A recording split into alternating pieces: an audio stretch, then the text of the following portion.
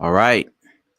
Hey guys, it's Bruce. Welcome to ConvoCourses podcast. And what we've been doing for the last few weeks is going through one by one, going through every part of what's called the NIST CSF or Cybersecurity Framework 2.0. And the reason why I decided to do this is because uh, one of you guys said, "Hey, Bruce, why don't you give us a GRC roadmap?" And I thought, well, the best way to teach you and give you a roadmap is to use the NIST CSF. It's the most basic breakdown of GRC. It explains it perfectly. There's many frameworks. Framework is a set of rules. That's all it is. You've got a set of rules for best security practices for the retail sector, for manufacturing sector, for different countries have a set of rules and best security practices or safety standards that they use for the use of data, whether it's data in use, data in transit, data on your network, and all your protection of your assets, all that kind of stuff. And that's GRC in a nutshell. That's essentially what we're trying to do is protect your assets, just protect your most important pieces that make your mission or business system work. So if you are interested in this at all, right now, I still have for the last day, because this is the last day I'm going to do this, a 99-cent book that you can download right now and read through it. It might not be for you. The reason why I do this is to promote my book on Amazon. It's on Amazon. Go to Amazon, type in GRC Roadmap. You'll see the book, 99 cents on KDP or an ebook on an Amazon. Last day I'm going to do this. And this is all in leading up to a whole program I'm going to be doing where I'm going to walk people through doing governance, risk management, and compliance using the NIST CSF. So it's coming really soon. I'm still building it up, and I don't want to go halfway. So that's why it's taking me a while to do all this stuff. All right. So let's get into this. So we've been talking about every part of all the functions of the NIST CSF. And right now we've landed on the respond function of the NIST CSF. So if you're interested and if you want a big picture, here's what the NIST CSF looks like. NIST Cybersecurity Framework. It breaks down every organization's functions into these, what you see here on the screen, which is govern, identify, protect, detect, respond, recover. We've already covered govern function, or making sure the organization's culture includes cybersecurity throughout the whole organization.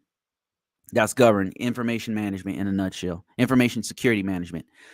Identify, that means identifying, making sure you know what's on your network. You'd be surprised how many organizations, even financial institutions, don't know what's on their actual network, which is crazy because the only way to secure what you have is to know what you have, right? That's identify in a nutshell. Protect, that means exactly what the word protect. We're protecting all of the assets that we've discovered on our network.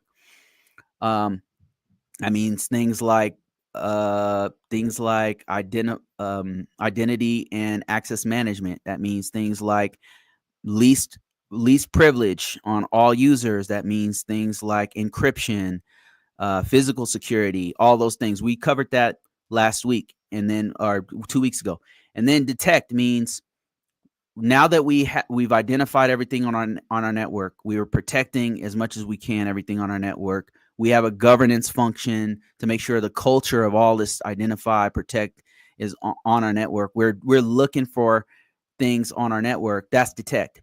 If there's an anomaly on our network or anomalies on our system, we need to know about it, and that's detect function. Now, what do you do once you detect any kind of anomalies, any kind of errors, any kind of security issues, malware, whatever? That's what we're talking about with respond. And let's get right into this. So when we're talking about respond, you may have seen this before.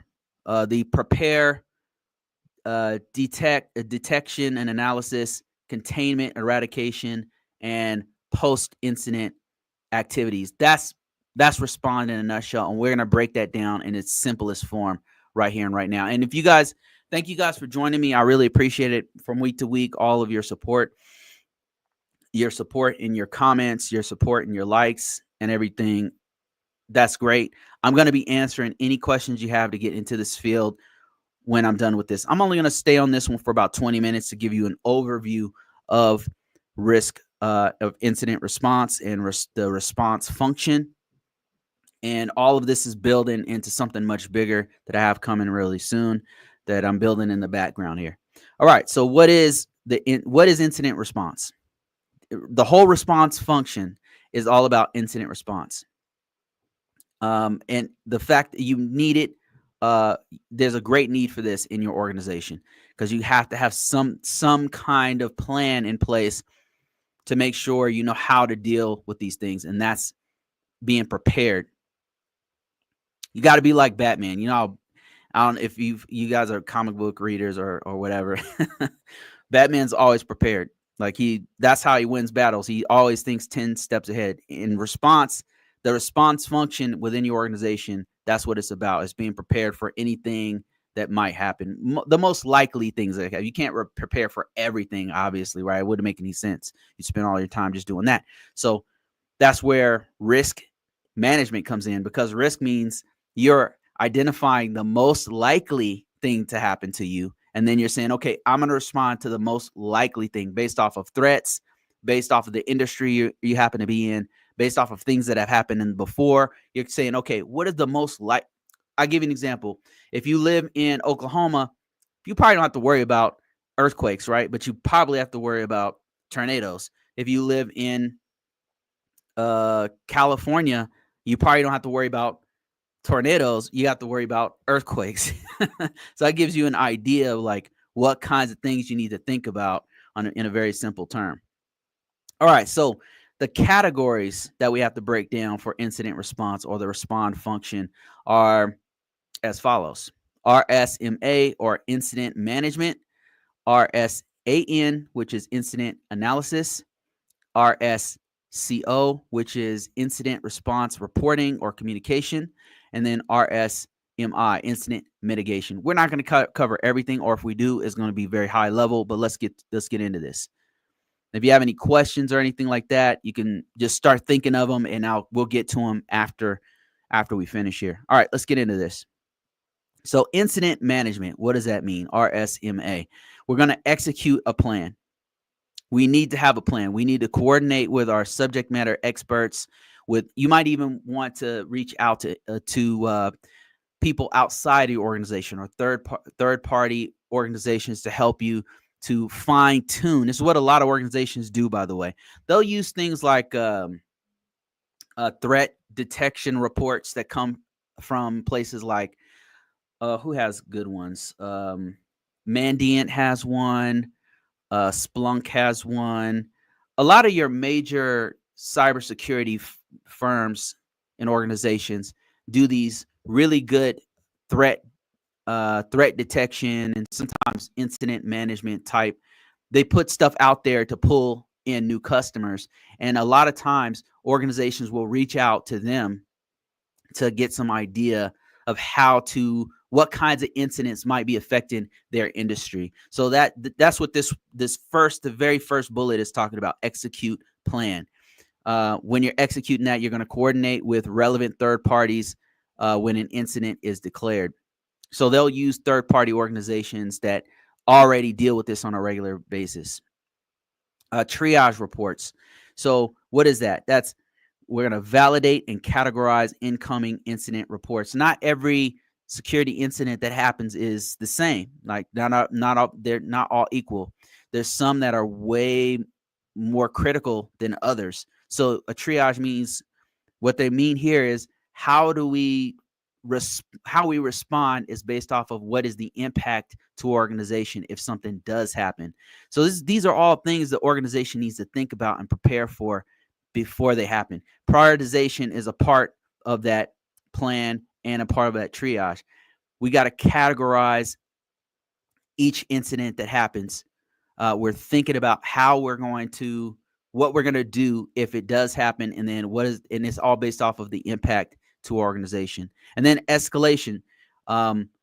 If an incident, sometimes, like I'll give you a specific example of an escalation.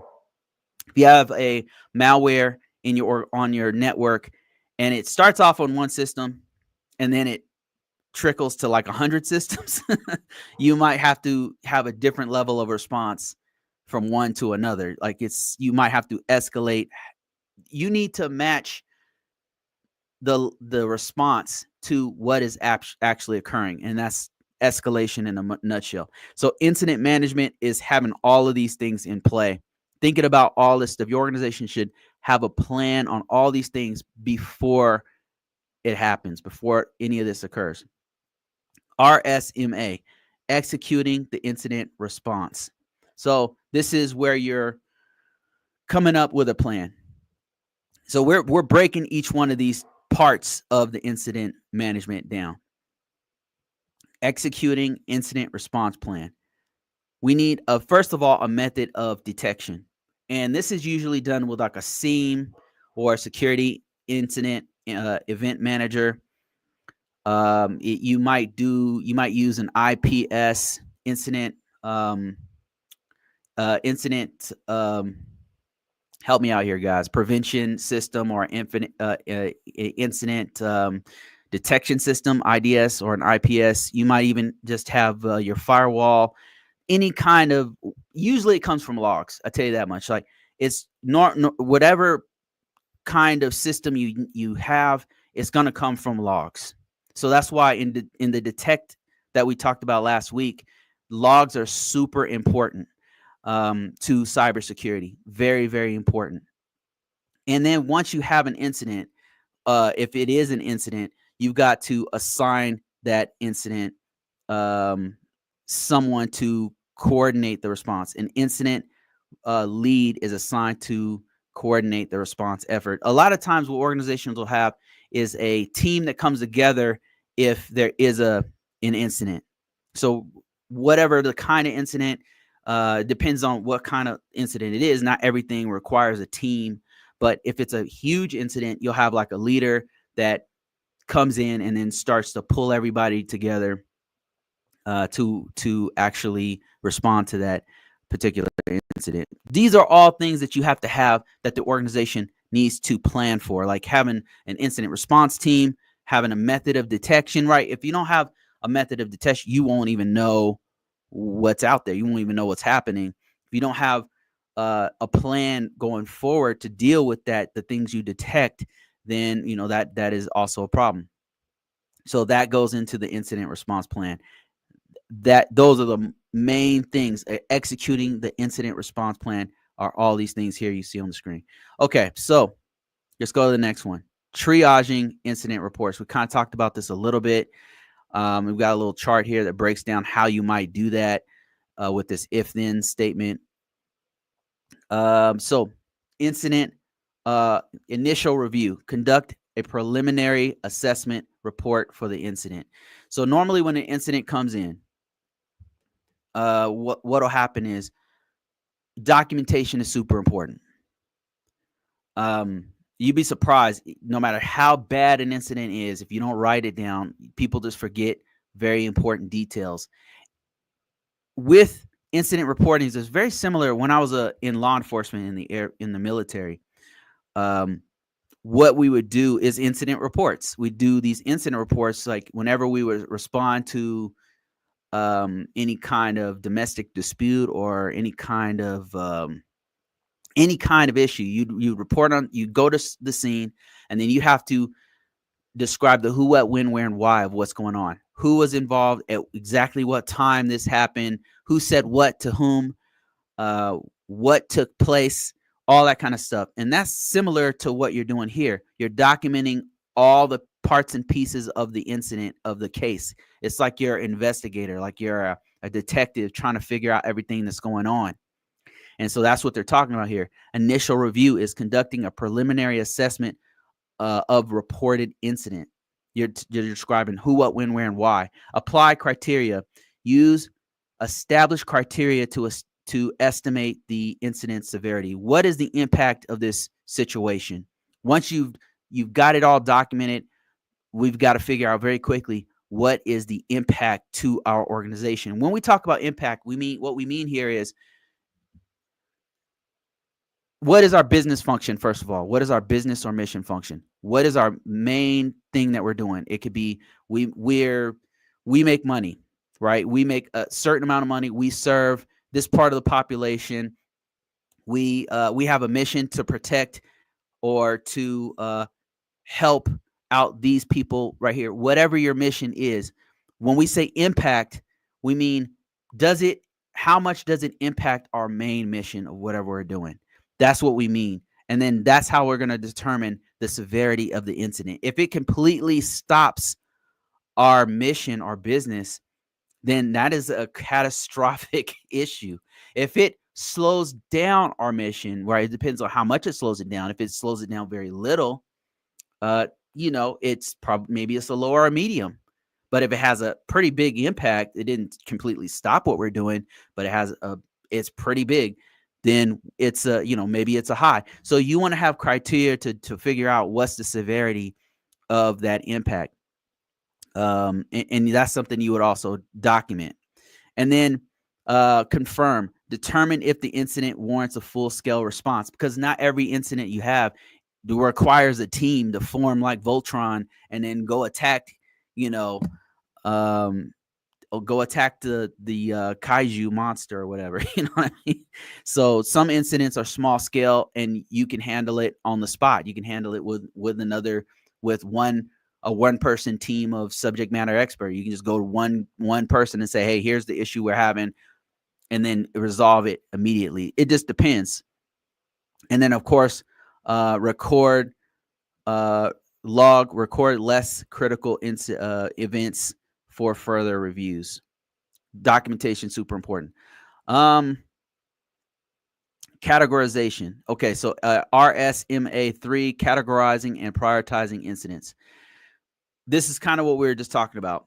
This is the organization. What we're talking about is an organization has to have all these things. They need to have a documentation process of when the incident happens. They need to be able to categorize each incident that takes place. And that means that we're figuring out if it's a low prioritization, a medium, a high, a critical. You might have something completely different than what you see on my screen here, which is high, medium, low. You might have a critical. You might have an informational. It just depends on how your organization. The CSF doesn't tell you exactly how to prioritize it. It just tells you that your organization needs to have prioritization, right? That's the important piece of RS.MA, this particular subcategory of that function. Okay, so RSMA4, incident escalation. Number 1, initial response. This is incident handling. And normally what organizations have is some kind of tiered system. That's why you hear different tiers, tier 1, tier 2, tier 3. And in technical terms, on a help desk, you'll have a tier 1. Like, I know that all of us have had issues, whether it's in our house or if you at a job and you have an issue with your computer and you have to call in to the internet company or to your help desk and say, hey, my computer's not working. I don't have the rights to fix it. I'm at my job. I don't have the rights to fix it. You're talking to a tier 1 person, and that person walks you through some script. They know, because they're going to be hit with basic fix actions. It's usually, okay, it's a network issue. Your NIC is acting up, reboot the system, right? But then sometimes it's not always a reboot fix. It's not always something you can just read off a script and fix it. So they got to take you to tier 2, because this is a harder problem than we thought. And tier 2 is way more technical. They're going to say, okay, I need you to open up let me have you open up this or that file. Okay, let me see you shut down this or that file. And then tier 3 might be they log into your system and they're going to fix it for you, or they replace your system entirely.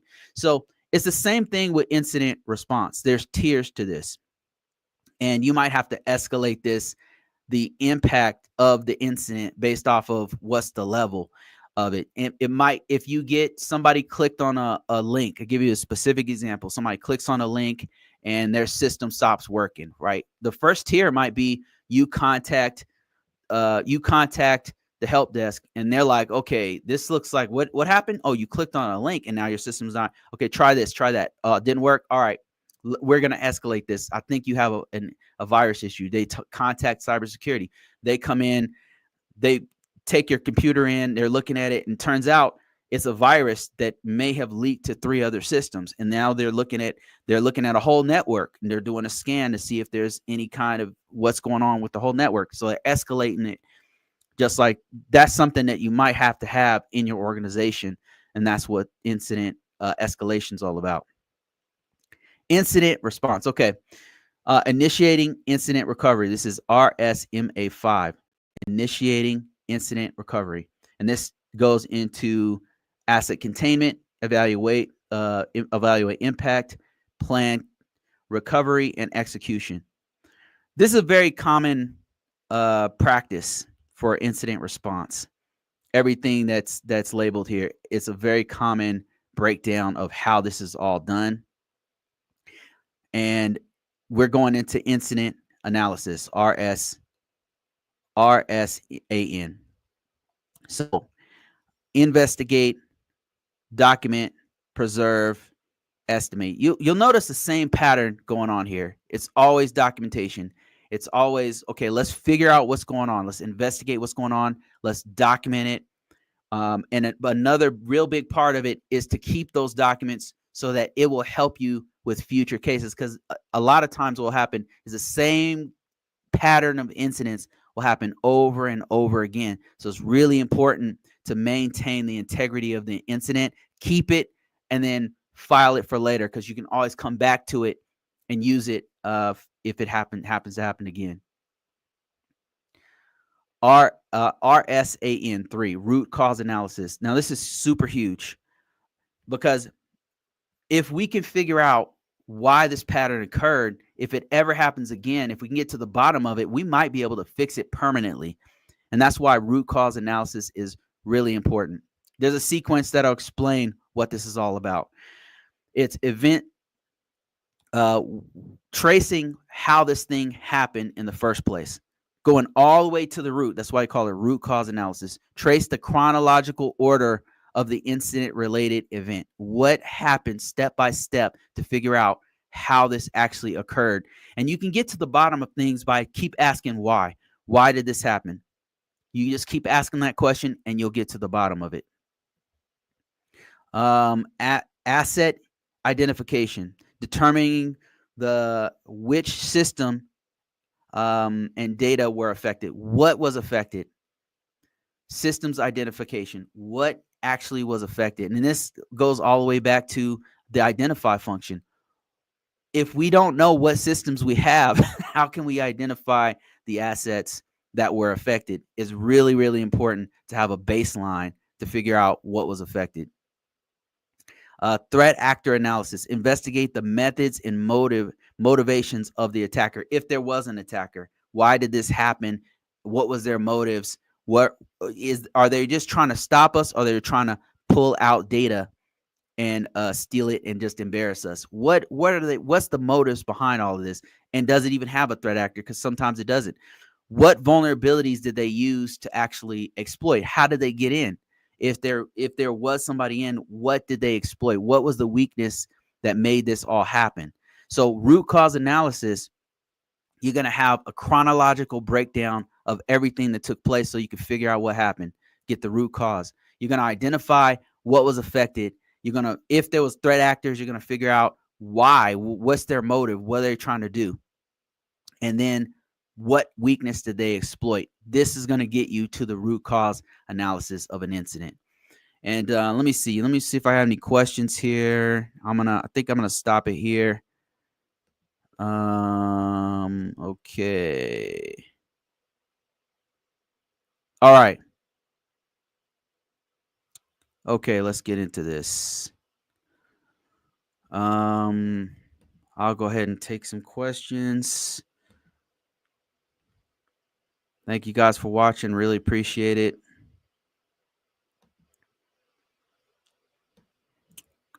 All right, I see some folks are having some issues hearing me. Let me see if we can fix that. See if we can fix that real quick. Test, test, test. All right. There we go. Test, test, test, test. Testing 1, 2.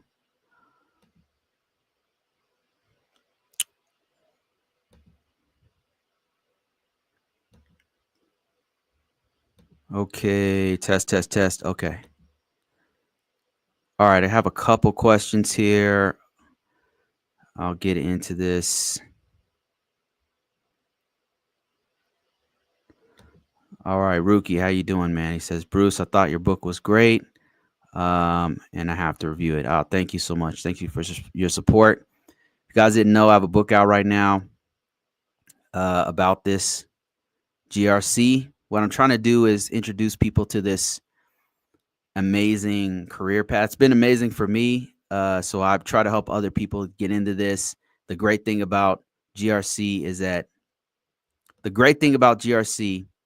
you've more than likely you have had some exposure to it, and that's what the book is about.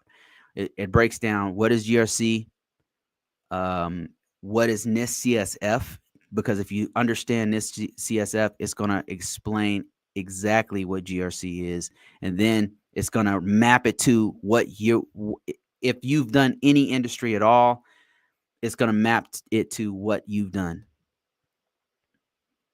Can AI help with this? Yeah, absolutely. Yes, absolutely. AI can help with every part of the NIST CSF, every part of GRC. As a matter of fact, the organization I'm working in right now has started to use AI in a very smart way. They started to implement GRC, the AI inside of GRC, and it's extremely helpful. Just to give you an idea what ways what AI is starting to help in the real world. Like right now, we've got a couple mission systems that they are implementing GRC to help officers get information faster. It's being used to analyze data faster. There's a lot of panic over it taking jobs. Right now, we're not there yet. I can see it with how quickly it's evolving. I can see it definitely changing the landscape of jobs. I don't know about it taking all jobs. I can tell you this. It's going to be mandatory that all of us learn how to use it. That much is clear. I don't know about it taking jobs because I just don't think it's just not good enough yet. And that's crazy to say because when you see it demonstrated, you're like, holy shit, this thing is really effective. But the thing is, it's only as good as the data you put in it.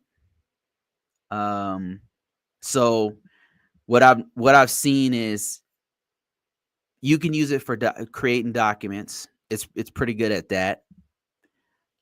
You've got to be careful because especially in cybersecurity, we're working with sensitive information all the time. So if you put, I'll give you an example. If you were to put it into if you were to use it in a military space and you just went straight into ChatGPT, you went on Google, you went to ChatGPT's website and you put in some mission critical data into the AI. So it's going directly into the cloud. That's the problem. And if it goes into the cloud, it's in the public domain, which is not good if you have sensitive information. So you got to be really, really careful with how you use it. So what our organization has been doing is training us on how to use it effectively. They're not saying you can't use it. They're saying, look, if you're going to use it, here's how you use it. Number one, don't put sensitive information into this or that platform, and here's why. And then they're saying, hey, if you're going to use it, make sure you ask permission to use it from your leadership, because it's really important you use it the correct way. And we have customers, and we can't be putting their sensitive information in the cloud. And then also they're trying to implement things that are internally used. Like they're trying to develop AI tools we can use internally with sensitive information, and that's not here yet, but they're working on that. They're literally doing tests in our environment to make that work. So actually, we're starting to use it, and yes, it could be used in all aspects of GRC, from risk management framework to compliance to govern. It's very, very effective. And Riz says, I just started my career in GRC. What certifications do I have to do? There's no certification you have to do. I've got plenty of coworkers who don't have certifications. There's some that I would encourage you to get. The top one, if you have upwards of 3 years in IT as a whole, at least 3 years, I would say 3 years and a lot of skills, I would say you could start working on a CISSP. It's the top certification. It's going to open up way more doors for you. Now, if you're not 3 to 4 years into a career in IT, then it's really hard. It's a really difficult certification, and you're not even supposed to get it until you hit 5 years. One that's really good to get, that anyone can get at any amount of years, is the Security Plus. CompTIA Security Plus. It's very well-known certification. It's going to go through the best security practices, and it's very, very it's highly loved by most industries doing governance, risk management, and compliance. So those two in that order. Another one that is helpful is the CGRC. That's one that I have, CGRC. It focuses mostly on the NIST CSF. It dabbles in ISO 27001 and cybersecurity framework, but it's a really good one to have on your resume, especially if you are in the U.S. Gov Tech space. I would argue probably a lot of Western countries would love you to have this CGRC because it's getting more well known. Other GRC certifications that are good to have, there's quite a few. The CISA is really good to have. The CISM is really good from ISACA. Another one is CRISC. That's a good one, great one to have. And then ISACA also has an ISO 27001 certification that you could get. So there's a few different certifications in that order, I would say. Top ones would be CISSP. Security Plus is really awesome because it's just very marketable and anybody can use it. Then probably CISA, CISM, CRISC, and then CGRC in that order. Those are all great certifications that are going to level up your career. You know, that would be the reason to get it, to make yourself way more competitive. Yeah. So let me see what we have on. I'm not ignoring you guys. I just, I've got a lot of folks jumping on here. Looks like I had some sound issues on TikTok. Apologize for that. I don't know if it's still going on. But hopefully that's resolved. I'm not sure. Sometimes I got to use like 2 different apps to get TikTok to work. But all right, no questions on TikTok. All right. Let me see here. What can we get into today? Oh, I got another question on Instagram. Okay, somebody said, Design with Cash says, can you give practical ways to identify risk at a high level? Works the best. What works the best? Okay, works the best working. What's the best working method you've encountered in your experience? Practical ways of identifying risk at a high level.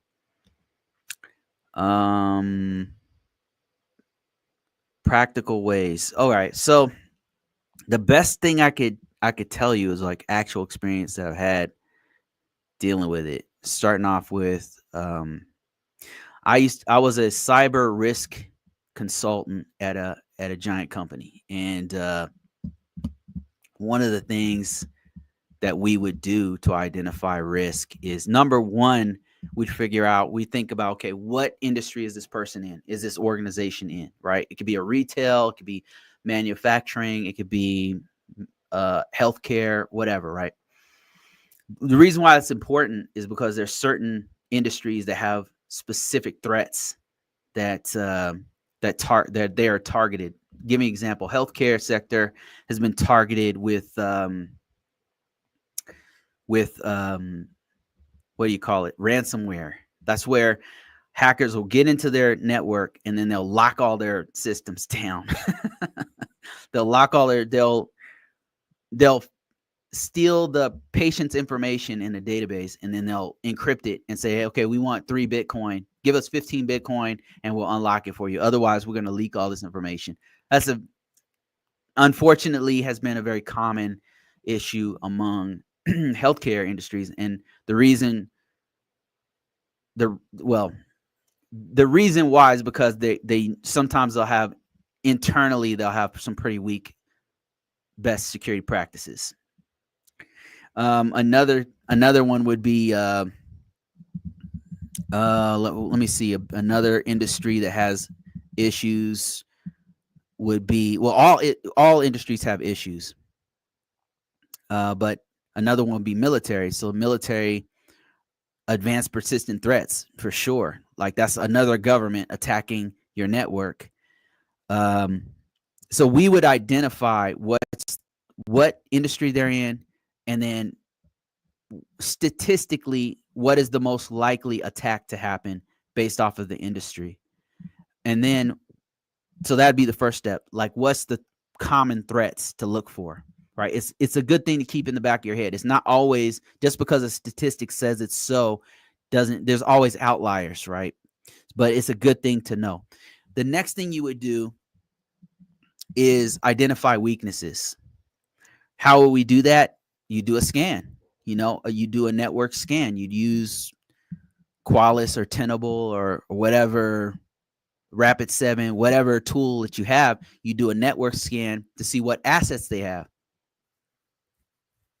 Then you look at their documentation. What kind of processes do they have processes at all? And if they do have documents, processes, procedures, and things like that, a standard way that they do things, are those documents being followed? How updated are they? Are they updated on a regular basis? By knowing the threats and the weaknesses, we can figure out what's the most likely place they're going to get attacked, and that's your risk. The risk is the likelihood of a weakness being exploited by a threat. That's your risk. So if you have all that data, you'll be able to figure out what's the highest level of risk is the most likely place that they're going to get attacked. And when you put all of this stuff into the equation, what you figure out is you take the threat in their industry, the highest likelihood of threat. Let's take the healthcare industry. Let's say that the highest level of threat is phishing attacks, because that's how a lot of attackers are getting in. Phishing attacks, people clicking on emails on the wrong email, and it corrupts their system, and then it propagates through the network, and then locks up their network, or allows somebody to get in to find critical files on patients and then lock them up or whatever. So now, if we know that that's their highest level of threat, we're gonna do all of our scans. We're gonna, if they have wireless, we're gonna look at all that. We're gonna look at their processes. But we're also going to do a phishing attack, a phishing campaign. We're going to look at, or if they already do one, we'll pull their records down and say, okay, what does it look like? Let me see how many people are clicking on this phishing campaign. Like, meaning we would make a fake phishing campaign. Like, we would do a campaign, or they would do one, and see how many people click on fake links. And then we look at that and figure out, okay, we can see that 7% of the people are clicking on this fake link out of 1,000 users. We can see 7%. That's really bad because the average should be less than 3% or whatever, right? And then when we would create a report, we would say, like, here's your highest threat and here's why it's your highest threat. Healthcare industry is hit by the most out of any other industry. Is hit by the most phishing attacks. So you need to, and then your phishing attacks is way higher than normal, which tells us that you have the greatest, you have a real big weakness in this area. And then we'll break down all the other weaknesses. Like if we saw this or that in the scan, the network scan, if we saw something with the physical security, we put that in there, whatever. And we give them this report. So the best way is to look at the threats, the most likely threats. And the threats aren't always, crazy thing is, threats aren't always based off of hacking or whatever. It could be that you are in you're in LA on a fault line and it's just had 3 earthquakes. That could be it. But we're going to look at the most likely threat to their system. We're going to look at what weaknesses they have. Can those threats hurt their system? Or can the weakness be exploited? And that's going to give us the highest level of risk. Hope that answers your question on Instagram. All right, let me see what else we got here. Any questions at all? Banking and healthcare happening. Okay, let me see. Somebody said happening a lot recently. Yeah, it definitely is in banking and healthcare. Yep, and a lot of that is due to what we're talking about is the phishing attacks and then ransomware. And it's happening a lot in those two industries because a lack of education. You would think like something so simple, but it's because you're not educating your users within the network who think they're protected by a firewall. 9 times out of 10, users just think, oh, we have a firewall, we're good. And a firewall is not going to protect you if you're on the internet and you go to a malicious site and you say, oh yeah, come right in, come through this port on my system, on my local system. So if the organization doesn't have strict policies in place that make it so you can't go to certain websites, or if they don't have a way to educate users on basic cybersecurity awareness, and nobody's perfect, right? Like you're going to click on these links sometimes. And that's why it's really important to not only have the education in place, but also have it to where even if they do click on the link, you have it in your internal network is hardened, meaning it's not going to allow somebody to just randomly go to your server from your desktop, get into your system through your desktop. You click the link and then now they can come in, pivot, and go to find your most important server, right? By doing like basic commands on the command line from your computer, right? There's ways to stop all this. But if you have an open internal network and you can you can traverse easily, any user can easily traverse your whole network and then figure out everything on your network from your computer, right? You can lock all that down. And that's why it's important for the organization to lock all that stuff down internally. If they can traverse your network and then go find out what's the most important, find all your servers, do a network map, and then find all your servers, and then one by one go down each one of your servers and figure out which one has ports open, and then figure out what ports they can exploit, right? You've got to harden every single one of your servers, every single one of your workstations. Make it so it's not easily traversable by just any user, right? Only power users can do that. Only users who absolutely need to, least privilege. Hey, Larry, how you doing, man? My man, Larry. Okay, let me see here. What else we got here? There's also threat actors inside. Yeah. What if there's no way to get alternative secure ports like SMB 445 is there a way to harden it? If there's no way to get alternative secure ports like SMB 445, is there any way to harden it? I'm not super sharp on this, but I'm trying to think of things we've done in different networks I've been a part of. The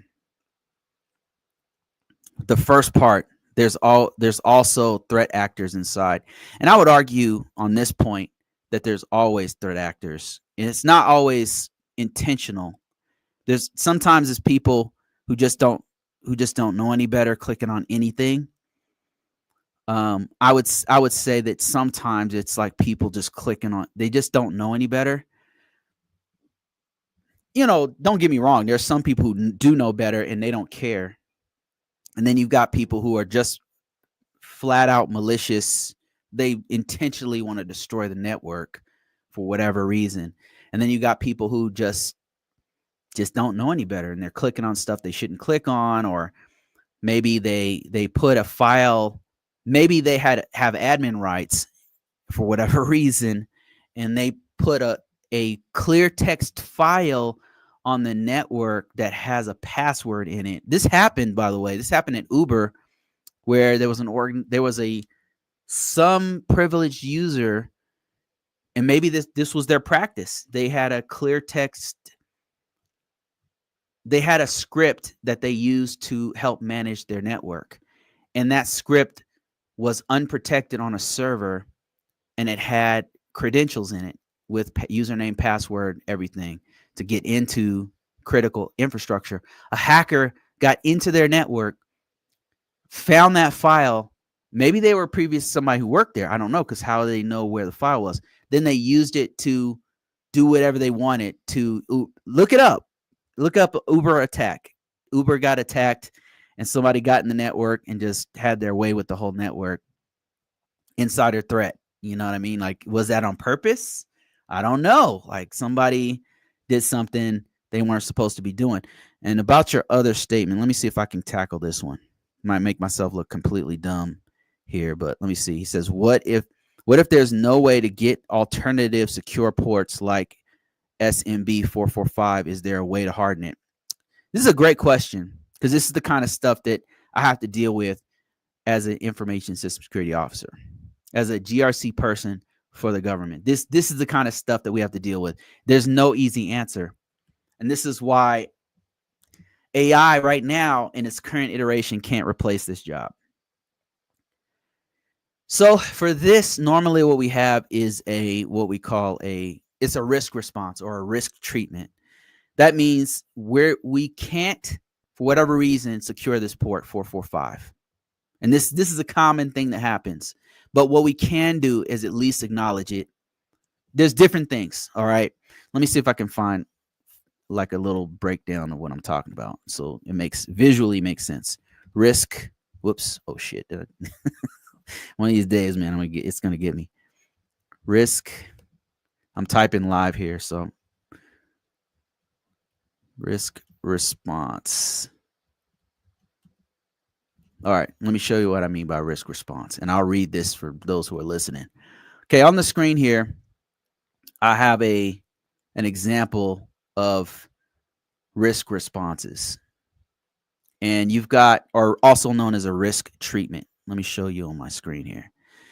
And you've got avoid, mitigate, accept, and transfer threats. These are all different things you can do besides remediate or fix the system. Because to fix it, what you would do is you would replace SMB with a secure version of SMB, which I believe there is. Let me see. Let me just Google it real quick. Secure version of SMB. Secure version of SMB, there is one. Yes, SMB 3.1 or later has encryption, end-to-end encryption. So, the best thing you can do with this would be to use a most current version of SMB 3.1.1, which would give you end-to-end encryption, and that would solve that issue. Remediate, it would fix it.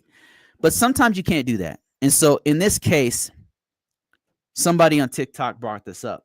What would you do? What would be your solution if you can't actually fix it? Well, there's a few different things.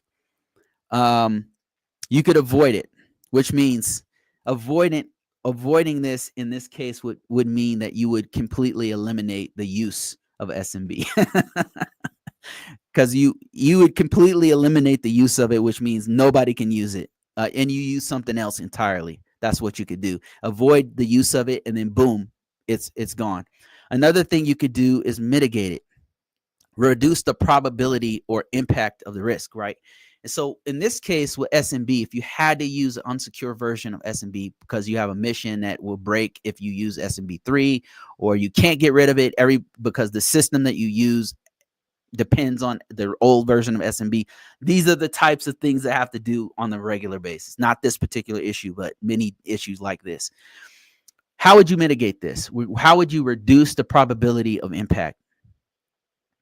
One thing that comes to mind is to make it so that any system that uses it is on a more secure network. It's on a separate network, and on that network, maybe it doesn't connect to the internet or something. Maybe it's on its own separate network, and you've mitigated. You're using an unsecure version of SMB, but it's on a separate network, so that greatly reduces the probability of the risk. And let's say you can't do that. Now, what are you going to do then? You could have systems that are more secure, like maybe all the systems that you identify all the systems that have to have SMB, right? Let's say it was only out of 1,000 systems, there's only 50 that really need it. So number one, you'd identify only those 50 ones that need it. And you make sure that all the other systems don't use the old version, the unsecured version of SMB, only those 50 systems. And then those ones have more security. They're monitored more closely. Maybe you name them all separate in a specific name. All of them have SMB named, or maybe not SMB, but they have a certain name, because then you'd be able to identify which ones. A hacker would be able to say, oh, these have SMB.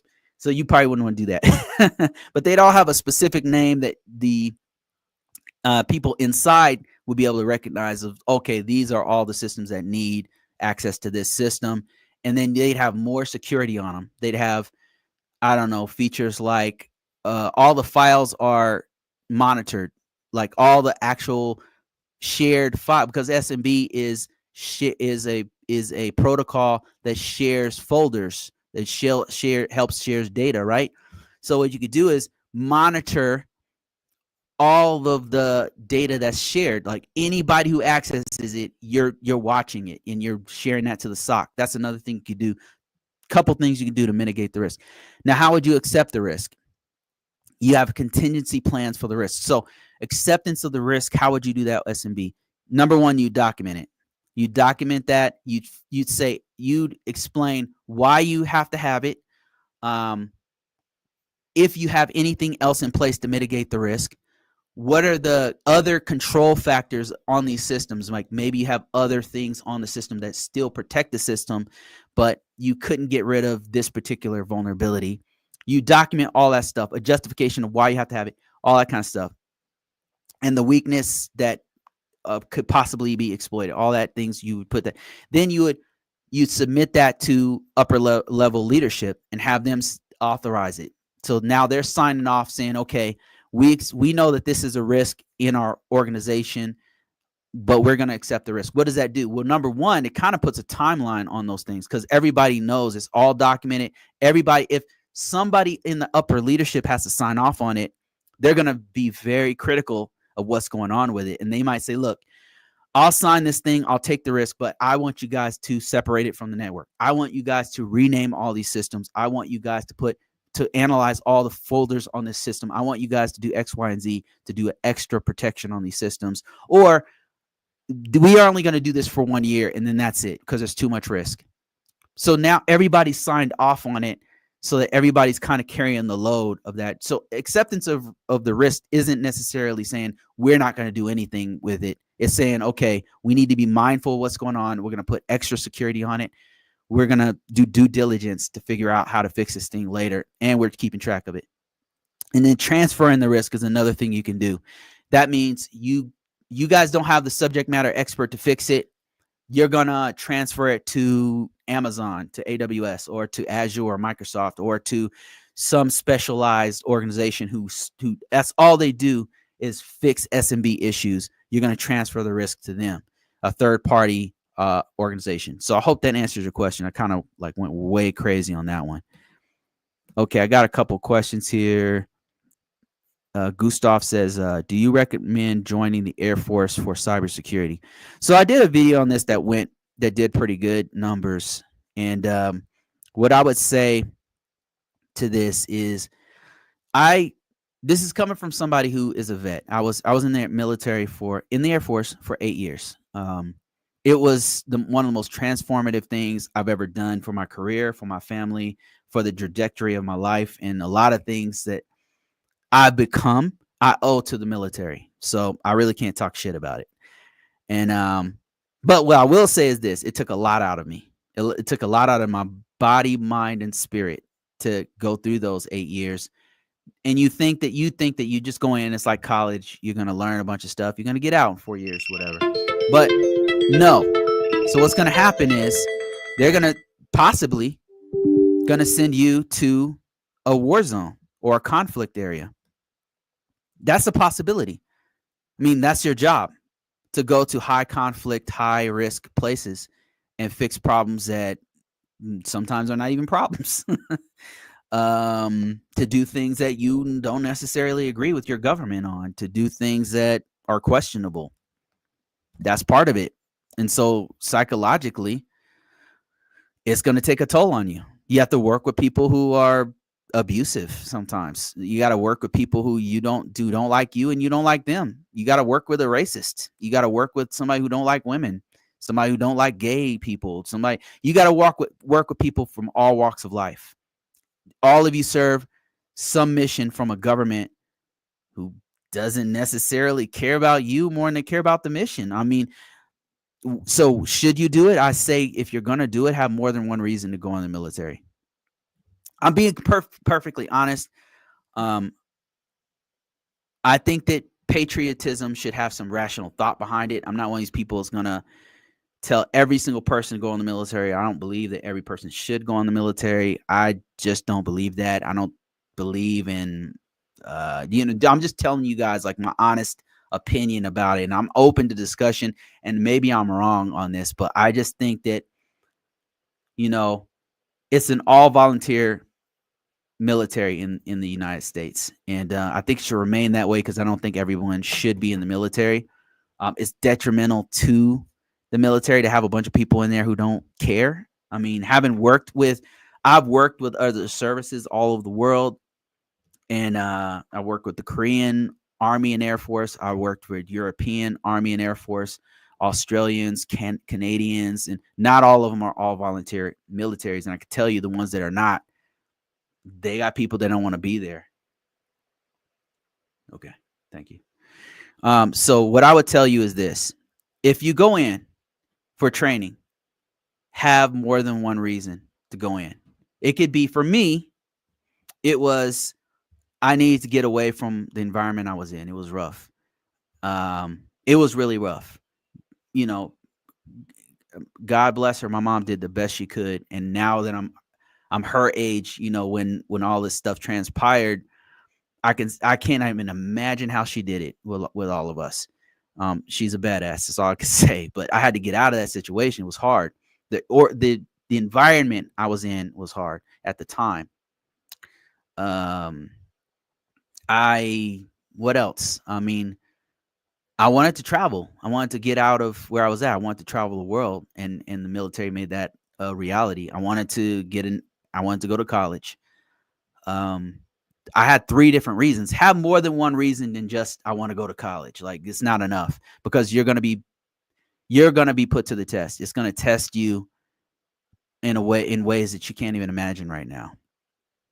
And you have to be mentally and physically tough enough to do it. And not everybody is. So that's what I would say. Do I recommend joining the Air Force for cybersecurity? Not for just one reason. If that's your only reason, don't do it. I don't think you should do it if that's your only reason. Have more than one reason, because You will be tested. If you have more than one reason, it'll give you more incentive to stay the course and get through it. Do it for your family. Do it for something bigger than yourself. Don't do just one reason. It could work for you. If and it's your choice. I'm just telling. This is just me telling you from the bottom of my heart, my experience and how I really feel about it. Looking back 20 years ago, it was a great decision for me, but I had more than one reason. Thanks for your insights, Bruce. That's one of the challenges that I'm experiencing as well. Yeah, that's the thing.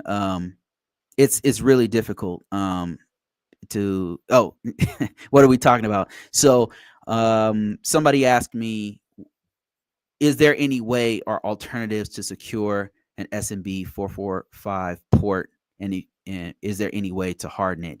And the answer was yes. And this is the challenge of doing risk management framework. This is the challenge of doing GRC work, figuring out impossible problems. And what I pointed to was risk responses or risk treatments, different ways of handling things that can't just be automatically patched. That's the main part of my job, what I do right now for the federal organizations. Said, finally, I can hear you. Yeah, sorry about that. Yeah, that's my bad. On TikTok, they couldn't hear me for some time. GRC future proof. Is GRC future proof? I'm currently studying to do cloud computing. Cloud computing is fire. Like you can't go wrong. It's still hot. The thing is, cloud computing is a fundamental infrastructural thing that's happening right now. GRC uses it quite a bit, and then AI uses cloud computing. Cloud computing is not going anywhere. So that's definitely by itself a future-proof way to go. Just look, guys, listen, this is just my opinion. This is just what I'm seeing as I'm working in this space. In the last 5 jobs I've been in, every organization, private sector, public sector, and everything in between is using cloud technology, is right now using cloud technology. We are using cloud technology right now. It's not going anywhere. It's fire hot. Netflix cannot exist without cloud technology. Gmail can't exist without cloud technology. 80% of the things that we're doing online can't exist without cloud technology. Cloud technology, in a nutshell, is a virtualized machines that we use remotely. We're remotely using systems to do all this capacity that we're doing, whether from bandwidth or from storage, from processing.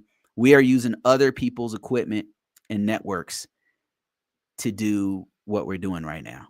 It's just, that's how all the stuff is working. A lot of it, not all of it, but a good portion of it.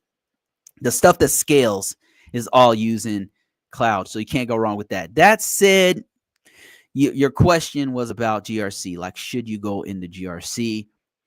I would say both. I mean, my man, I've been talking about him every week, Professor Black Ops.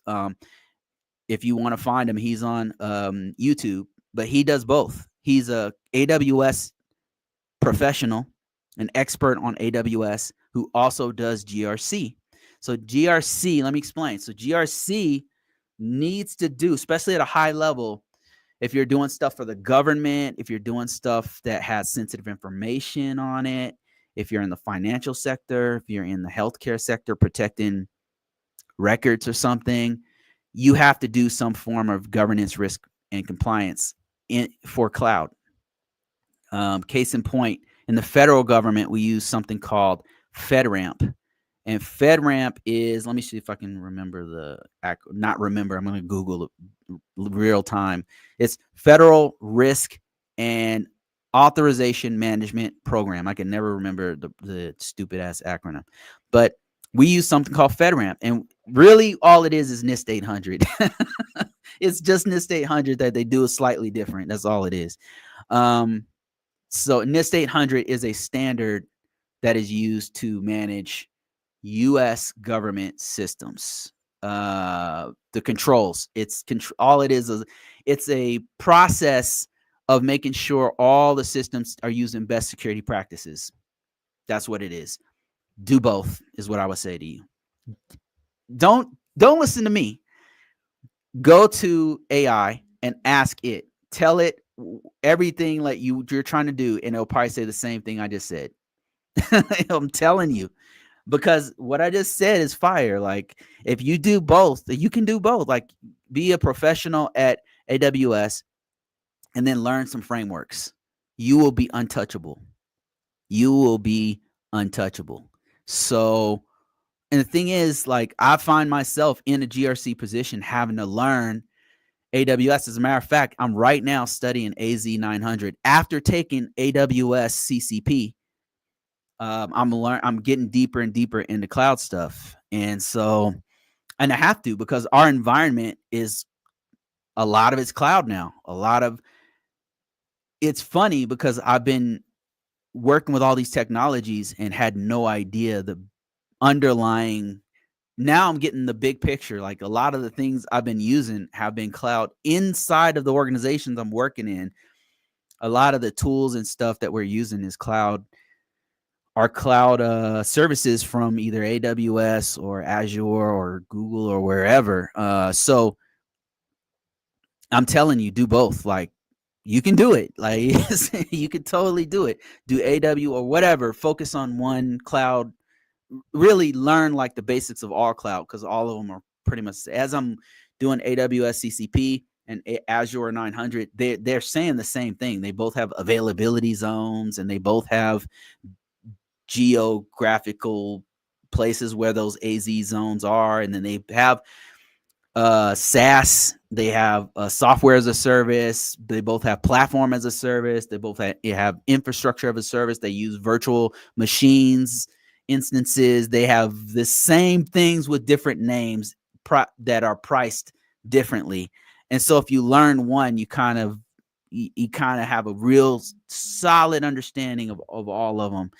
And they're all growing the same. It's as if AWS made all this stuff, and then Microsoft made an exact replica of what they're doing, and then renamed it and repackaged it and sold it to their customers.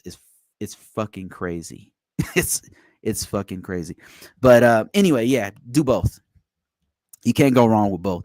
Learn, and what I mean is by do both is learn AWS or learn Azure, and then also learn a framework. One I would recommend that you learn first, the easiest one will be NIST CSF, Cybersecurity Framework.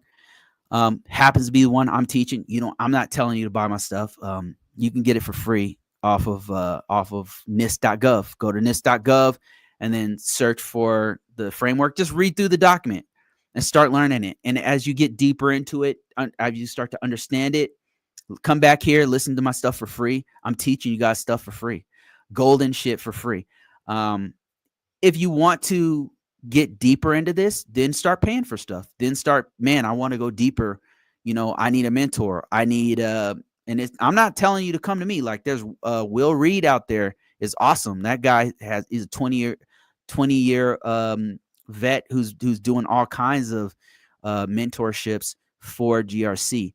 So, and then there's you can also check out Professor Black Ops. You can check out there's a bunch of awesome people out there who are not selling anything, who are putting out a lot of stuff for free. I'm not saying not selling anything, but they're putting a lot of stuff out there for free. And if you want to go deeper, you can. But yeah, you're going on the right track. That's awesome that you're doing cloud already. Incredible. Okay, I got some folks on here on TikTok. Challenges sometimes is that when you provide them with a timeline to harden it, they want to extend it. Yeah. So what Aaron is talking about, Erwin, is it Arwin? Arwin. What Arwin is talking about is that in GRC, this is a GRC guy right here. I can tell, like, the type of stuff he's saying is questions and stuff. It's definitely on point. Saying the challenge is that when you give a timeline to harden something or put security features on it, the system team or system admins or engineers or whatever, they need more time to do it. And this reason why is because the implementation process takes a while. It's challenging. It takes a lot of man hours, a lot of skills, a lot of money, and a lot of times what we're doing affects a lot of other things. And that's the difficult part of GRC work, is that it's a lot of moving parts, and we're having to work with a lot of different people to get very big, important things done. So sometimes there's a lot of stress because you got to do a lot of meetings. People's livelihoods depend on what our timelines that we're putting in place, and then they want to cut budget and stuff like that. And it's like, look, we got to keep this thing secure. How are we going to do it if you guys are trying to, cut things out or trying to do all of these crack deals, is what we call them. Drug deals. Let me see. Okay, sounds good. I don't want to waste time. Tech is too volatile. Let me see. Good thing about their the good thing about it is that their scanners for cloud is there's non-compliance like configurations. You got scanners to help you figure out what things are non-compliant for cloud devices, for on-premises devices. Yeah, absolutely true. Yeah, I asked AI and it steered me into cloud security. Yep. After comparing the roles. Yep. Know what I'm talking about. I know what I'm talking about. Let me see. Other questions. Gustav says, do you recommend joining the Air Force? Okay, I already answered that one. Gustav says, can you get a job in cybersecurity if you want to work remotely from a different country? Yeah, you can. You totally can. It's hard. It's going to be difficult to do, but you can do it. I'm telling you that because I myself have done a little bit of it, and I've met a few IT professionals who have, but I will tell you this, it's difficult. Is it possible? Hell yeah, it's possible. It's just difficult to do. Give you a couple examples, something I bring up. Some people bring this up to me every now and then on these lives. When I was working at Verizon, so Verizon, for those of you who don't know, maybe you don't live in this country, it's a international telecom communication company here in the U.S. It's based in the U.S., but they have business all over the world. All over the world, in different countries, for all the continents. Like, it's huge.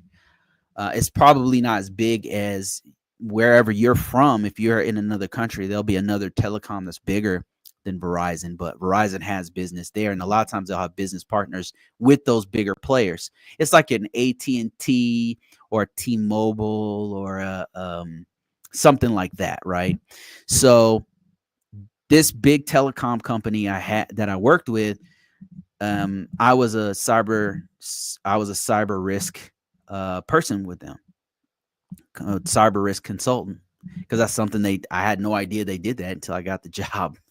And we had in our team, we had people who worked in different countries. In Europe, we had a person who was a European citizen and they worked there. We had a person who was in South America and they worked there. We had a person who was in Southeast Asia and they lived and worked there. We needed those people to do those work there, because sometimes they had to meet with our clients that are over there, and sometimes they have to speak the language over there. So one thing you could do is to get with one of those global international multi-billion-dollar companies and work with them.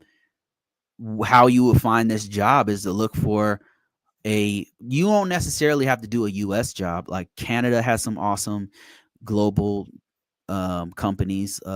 Australia has some awesome ones. Europe does. Virtually every country has one of these companies.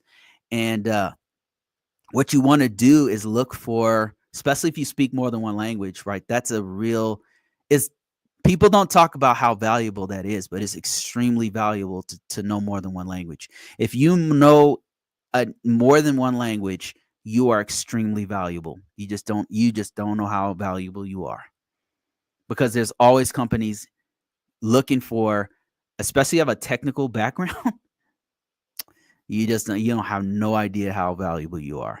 You just need to put yourself out there. What you want to do is look for jobs that speak that language. I know because I'm offered these jobs all the time. They want me to speak Korean or German or some fluently, and I don't. If you know any other language, more than one, if you are extremely valuable. Let me show you what I mean. I'm going to go to LinkedIn. Go to LinkedIn real quick. And then what I would do if I were you, is I would look for, let's say you were IT professional. So we're going to look for IT professional.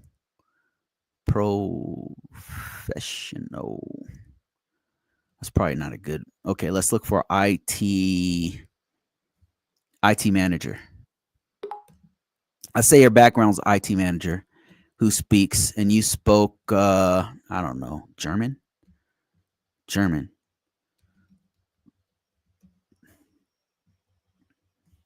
So somebody is looking for an IT manager who speaks German.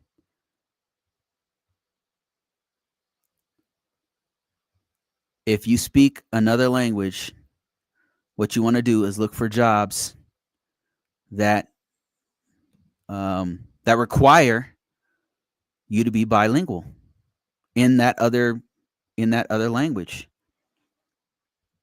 You're narrowing the playing ground because you're competing with way less people if you know more than one language. If you know more than one language and you have an IT background, you are extremely valuable. And you're very competitive too, because some jobs require that you speak another language. I'm looking right now at my screen for requirement. I get these all the time. That's why I'm looking for it right now. Let me see. I said IT manager German. Let me see. How about Korean? Because they don't call it German. They call it Deutsch. Okay, I can't spell it.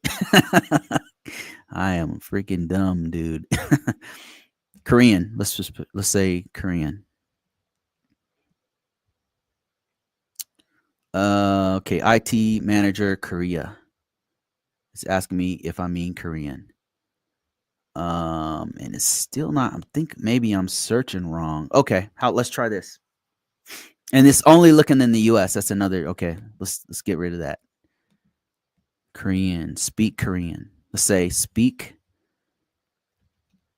What I'm trying to do right now is look for jobs for bilingual people that speak Korean. I've gotten offers from people who want me to be a cybersecurity professional who speaks Dutch, Spanish, working abroad in other countries, you name it. All right, here's one. Kirkland, New Mexico. I don't think this is what we want here. I don't think that this one is bilingual. Okay, let's try something else. I'm going to look for IT manager, and I'm going to filter. I'm going to see if there's a filter for other languages. And there might not be. Let me see. If this doesn't work, I know something else I can do. Yeah, probably not going to have. All right, we have benefits, we have salary, we have okay, nope, not seeing it here. Okay, let's look for what we're trying to do is look for jobs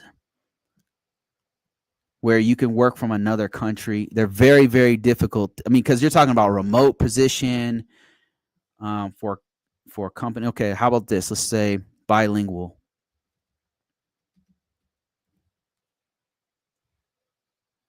Bilingual, 500 jobs. Okay. IT experience manager. Let's see if this one will work here. Attest services IT manager. Let's see. Bilingual. Nope, I'm not seeing bilingual here. Normally it says it right up top here. Hybrid, help desk. I'm wondering if the algorithm is looking specifically for jobs for me, because this thing is really tuned into my algorithm because I use this quite a bit. Bilingual, difference in bonus.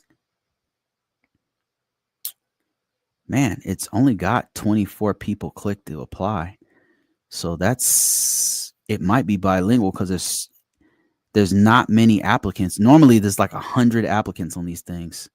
This one's got 81. Let me see. Nope. What am I doing wrong here? All right, let's try this. I get these offers quite a bit. So I'm just wondering, okay, let's say Spanish. All right, let's see. I think now we're getting somewhere.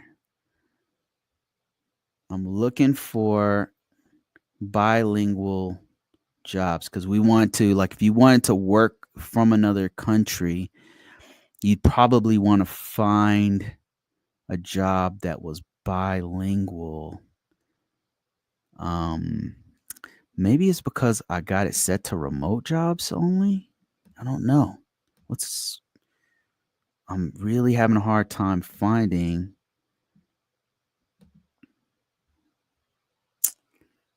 Another thing you could do is look on Google Jobs. Might be able to find, and I can't find it. I failed on this one. All right, and I'm wasting everybody's time. So let me keep going here. Sorry about that. But yeah, I go back to my original thesis is that, listen, number one, remote jobs are hard to find these days. It's not like before, like with COVID and stuff. Another thing is I've worked for companies where they had to have somebody who worked in another country. It was a U.S. company. They had to have somebody who worked in XYZ country. These jobs do exist. What I was trying to do is find a way to find the bilingual jobs I was trying to find those jobs using LinkedIn by searching different languages, but I think maybe that was the wrong approach. All right. Let me see. Thanks, Lab. Appreciate that. If you're looking to go into the government, lean Azure. Yeah. That's very true. That's very true. They just have different naming conventions. Yeah. Each cloud, what we were talking about earlier is that the cloud, each cloud pretty much is doing the same best practice to implement these cloud platforms.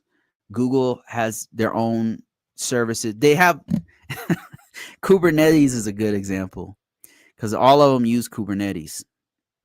Kubernetes is a manager that in the background will manage your containers, right? These are all terms you got to be familiar with in cloud. But all of them have it. Google has a Kubernetes. They call it something different.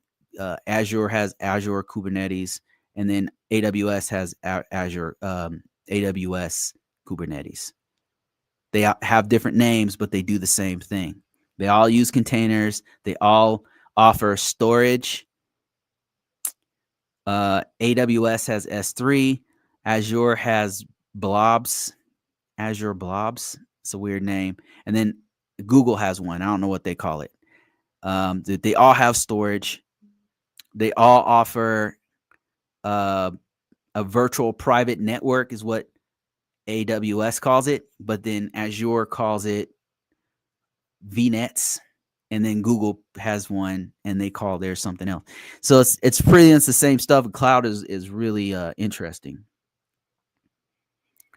Okay, here, let me see. I'm not going to be on here too much longer, guys. Thank you for all your questions, for your support, for your likes. Smash that like button. Smash that like button. Let me see, bro.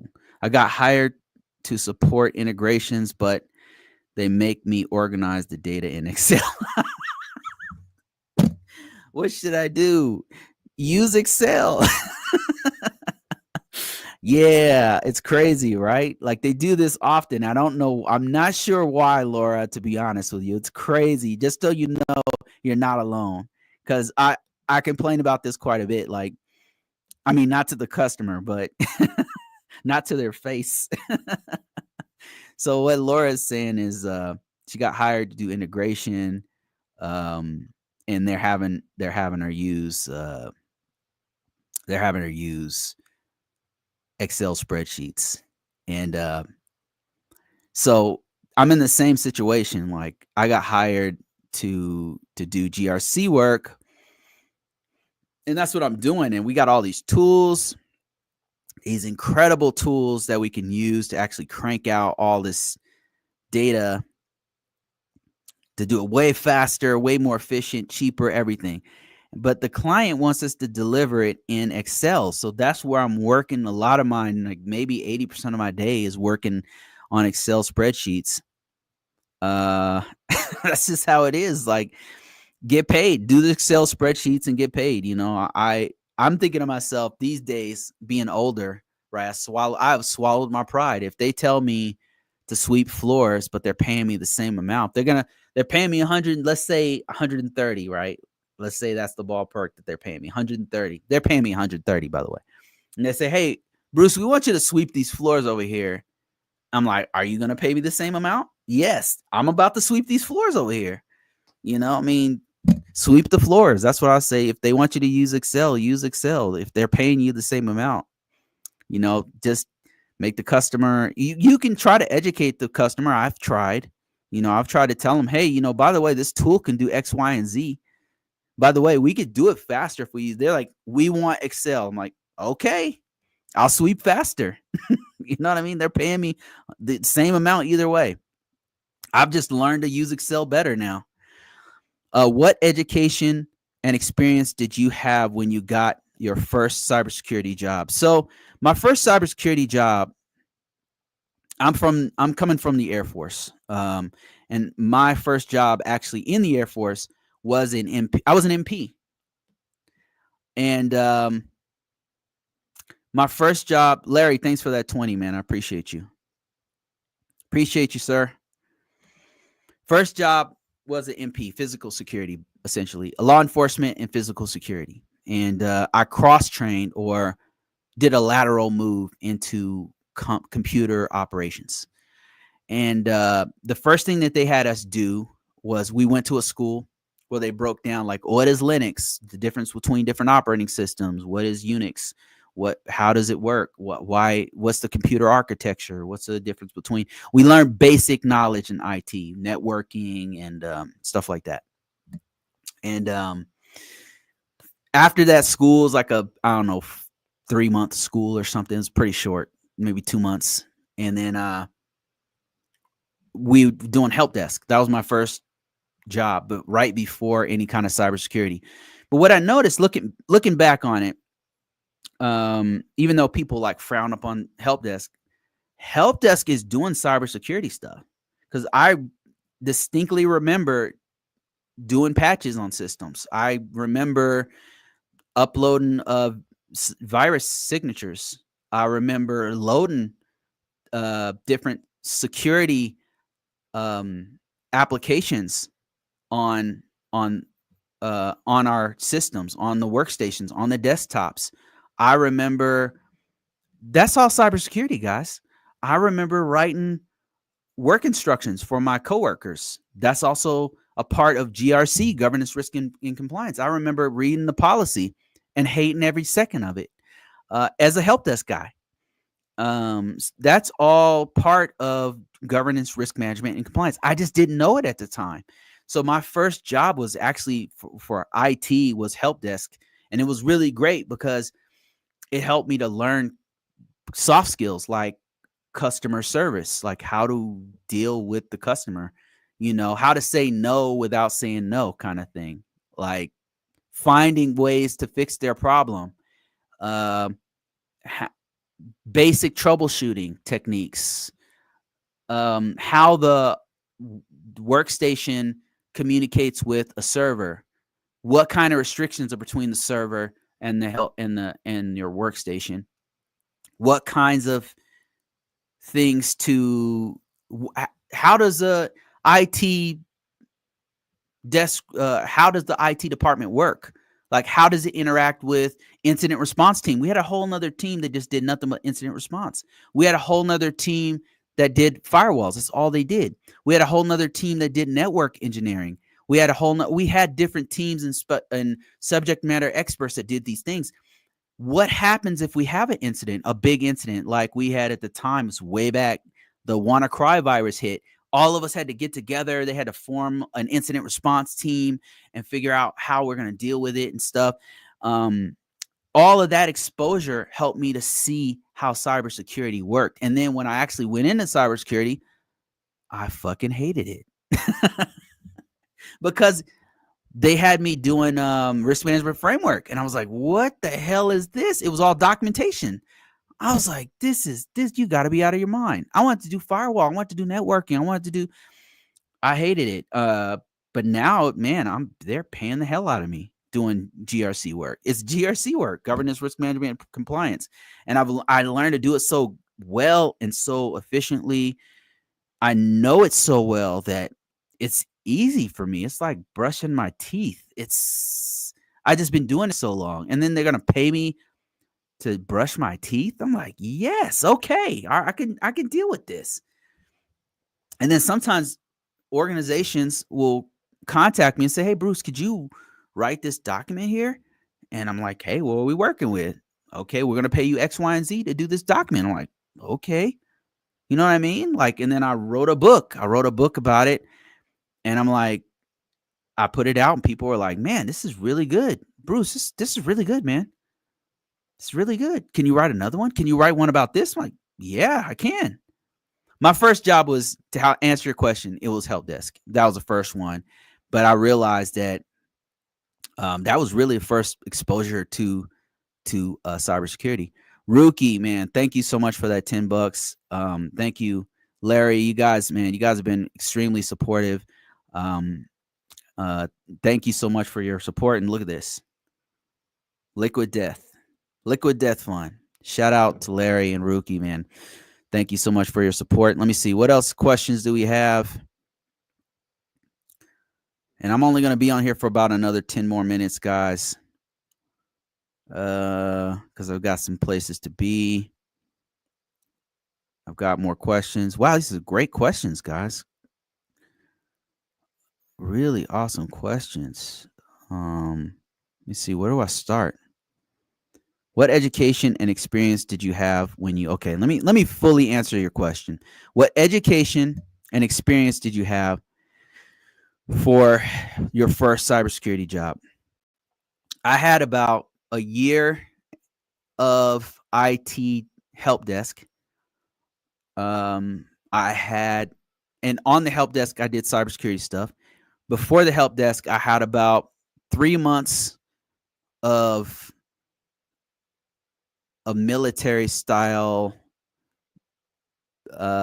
training. And then before that, I was working on my degree. I didn't have my degree yet at the time, but I was doing a lot of work on my own for learning IT. I had a lot of IT knowledge before I actually got into cybersecurity. I was doing it on my own. I was so obsessed with it that even when I was a military police officer, all I did was study IT stuff. I was obsessed with it. I studied it. I bought my first computer. I would tear it apart, put it together. I added a sound card of my own and broke my system, and then I had to fix it. I started going to college in the Air Force to know more about. I was working on my bachelor's degree for information technology. This was all before I went to cybersecurity. I had a very well-rounded knowledge, but and very about a year's worth of hands-on. So that's what I had. Certs, I had like an associate's degree in criminal justice at the time, but I was still working on my bachelor's degree for IT. I had experience on my own. I did my own projects where I would mess around with computers hands-on. And then I had some more hands-on experience in the Air Force So yeah, that's pretty much it. Certifications. I had like some basic certifications. I had an A+ certification. I had a Network Plus certification. This all before that led up to my first cybersecurity position role, and then I had a MCP, Microsoft Certified Practitioner or something. I don't know. They've disbanded, but I had those like basic entry level certifications leading up to that. And what was my job title? My job title, my first cybersecurity job title, first IT one was help desk. First cybersecurity job title was we were called message technicians, and it was my first cybersecurity exposure, like real cybersecurity exposure. Really was on the help desk, but like when I got deeper into it was when I was a message technician, and we worked in a SCIF, like it's a classified box with no windows. We're dealing with classified information. It's during 9/11, so it was really secure. And let me see, we had I did CompSec, where we had to secure crypto keys. And then I did man, what else did I do? I did my first ATO, or authority to operate. I did it all by myself, did all the documentation for it. My first exposure to like real GRC type work. I had to make sure it was compliant with certain laws. I had to do the documentation and hunt down the policies. I had to write stuff. It's called a message technician. It wasn't, you would think it'd be cybersecurity GRC analyst or something. No, it wasn't any of that. So yeah, that was my first job title. I was way deeper into cybersecurity. And then she goes on to say, I've been a software test engineer for 10 years with a master's in cybersecurity, trying to figure out the job titles to target. It's not going to be, to be honest with you, it's not going to be it's not going to be straightforward. It's not going to say cybersecurity, information security. It's not going to be like that. Sometimes it is, but like I said, my first role, the title was a message technician, and and I'm pretty sure they don't have that anymore. I'm pretty sure they don't have that anymore. But a lot of the work I did, the foundational work to start opening up the real doors. Hindsight is 2020, because at the time, I'm telling you, I hated that job. I hated being in a SCIF. I mean, I still hate being in SCIFs. A SCIF is a terrible, for me personally. I just despise it. But yeah, so SCIF stands for Sensitive Compartmentalized Information Facility, and it's something the military has where there's no windows and you're doing secret. But anyway, so at the time I didn't like it. It wasn't I was obsessed with IT, but the side of IT that builds things, fixes stuff, builds things, the technology of it, the hands-on piece. I wanted to be a software engineer, and I really liked BASIC, but then I was introduced to C+, and I was like, what the fuck is this? I was like, this is fucking math. And then I quickly lost my love for software engineering. Now I understand it better, so I have a better respect for object-oriented languages. But anyway, so networking came along, and I was like, oh man, this is really cool. So I really liked doing networking. I was a network engineer for a bit, and then that's when they promptly put me into a message technician position. And man, I did not like it. But when I look back on it, it was foundational, because it taught me the why of cybersecurity, and the why was the part I was missing. It not more than that, it also taught me how everything maps to cybersecurity in some way, shape, or form. let me explain. When I was an MP, a lot of the things I was doing, I was securing assets. When I started to have this expanded view of cybersecurity, it made me realize a lot of what I did as a police officer contributed to cybersecurity, because physical security is a really, really big, important part of cybersecurity. It's huge. And then a lot of the concepts that I learned as a cop, policies also exist in cybersecurity. Physical security, of course, chain of custody, access controls, all of those things also existed as an MP. They also exist in the logical and physical side of cybersecurity. It just kind of wove everything together, and it made everything start to make sense. And it kind of opened up a lot of doors for me, because then when I got out of the military, I started to realize not only the military uses risk management framework, at the time we call it certification and accreditation, but all industries use it. Every industry, software engineering is supposed to use it.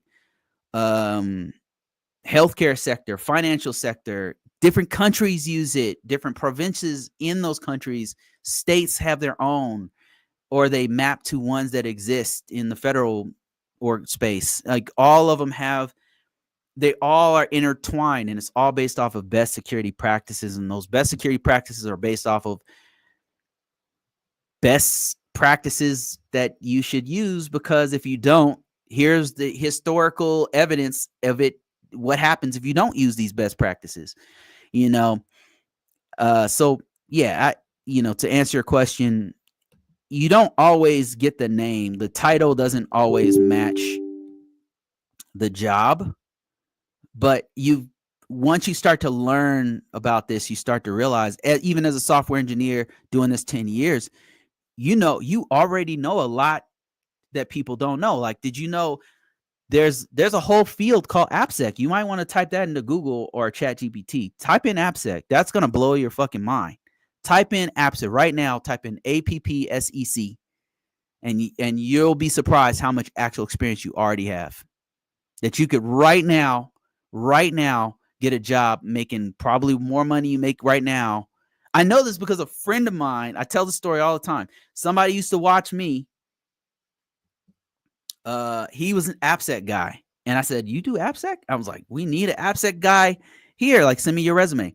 I sent his resume to my employer, and he got hired. That guy is still working there, making more money than I ever made there. So yeah, you probably already have experience.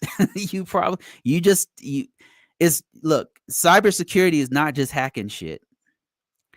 It's more than that. It's a lot more than that. I mean, I think that they try to gatekeep it. Like, it's not just hacking things. There's a whole compliance part of it that's used in protecting source code in your software libraries. It's in the documentation side of your software libraries. It's in the financial sector and IT auditing in this financial sector. It's in HIPAA in healthcare. It's in PCI DSS protecting credit card information in the retail sector. It's all intertwined and interconnected, and more than likely you already have experience doing it. Hey, y'all, hit that like button. I'm about to be out of here. I've got to go get some food from Panda Express. Somebody said, last question. Do you think IT support helps doing cybersecurity? Oh my God, yes. Yes, it does. Like I said, that was my first job, was help desk. It was super helpful. The only thing that might be more helpful is if you are a SOC analyst, which is even more in the weeds on cybersecurity. SOC analyst is everything everybody thinks cybersecurity is. But help desk has a lot of the parts and pieces you need to put it all together. That kicking that door down is one of the hardest. If you're already in IT, if you're a software engineer, if you are a help desk person, hell, if you are a project manager, you have already had your hands, you are already have your elbow deep in this space. And all you need is to connect those dots together. And it starts with you learning. All it takes is one framework and putting that shit on your resume. Putting that shit on your resume and knowing yourself how you helped to push that organization to use that framework. That's what it's all about. Okay, guys, I'm out of here. Thank you so much once again, Larry, man. Thanks for all your support over the years. I have something for you, man. I'm telling you, I know I've been saying that a while, but I'm telling you I have something. Rookie, thank you so much for that $10. It's going to go straight into the Liquid Death Fund. Everybody stay safe out there. Keep your head up and don't get tied up into all this political stuff. Just remember, these political folks and all of these political decisions, they're going to change like the wind. But one thing that's not going to change, that's not going to go away, is AI. So start learning that shit. All right, guys, I'm out. I'm out of here.